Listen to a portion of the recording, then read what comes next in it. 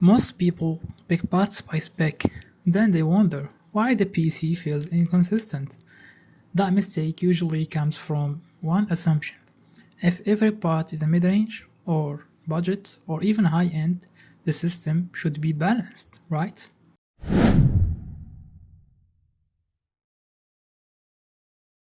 Hello everyone and welcome to Victra. The short answer for the previous problematic is no. We are not building a PC based on part spec. We should build a PC as a system, a one system. And this video will guide you to know how to build your PC. So going back to our system, the first part is the CPU. We choose the 7600X, which is a 6-core 12-thread CPU with 125 watt consumption under load and 105 watt TDP. You may ask why you choose the 7600X instead of the 9600X or even the 7500X3D. The short answer is close performance with half price. That's why we choose the 7600X. The catch here is the temperature behavior, because the 7600X, it's a Zen 4 CPU which is designed to aim for an about 95°C temperature under sustained heavy load, and this is the problematic from where we should start to choose the next part, which is the cooler. So if your workload is mostly gaming and some mixed productivity, just grab any budget air cooler you find. We grab the Deepcool AG400. It's usually sufficient for 7600X because gaming is rarely full package power for long duration. While if your workload is sustained rendering or code compilation for hour, expect higher temperature and expect the CPU to sit near to the thermal target, which is 95°C, if you use the AG400. So you have two options. Either you're gonna upgrade the cooler or undervolt the CPU. Undervolting the CPU is going to reduce the temperature to 80 or even 70°C without losing performance. And for the time of this video, this is the topic for the next one. Stay tuned to see the full benchmarks and how you're gonna do it for your CPU. So next is the motherboard.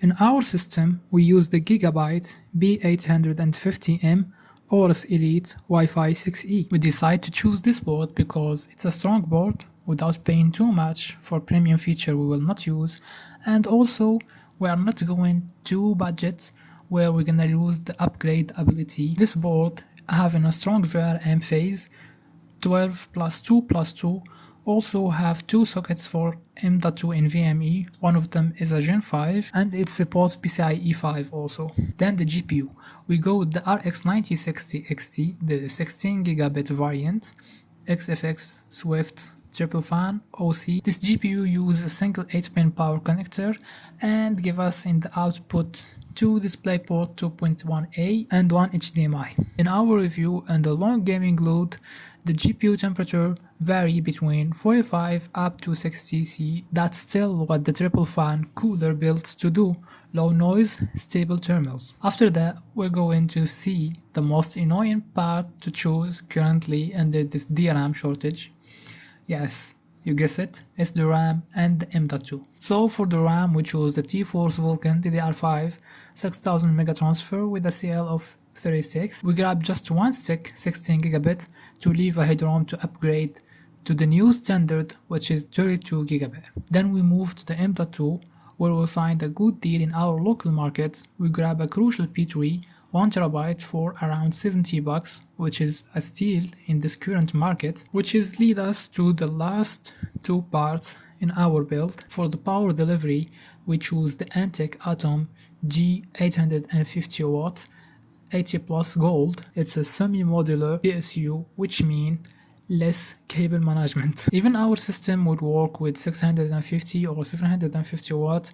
We decide to grab the Atom G850. It's going to give us a good headroom for upgrading GPU later on and also upgrading the CPU if you want. Finally, the case, which is a personal preference. It should just have a good airflow, remember that. For our system, we grabbed the Antix CX300, which came with the aquarium view, tempered glass from the front and the side.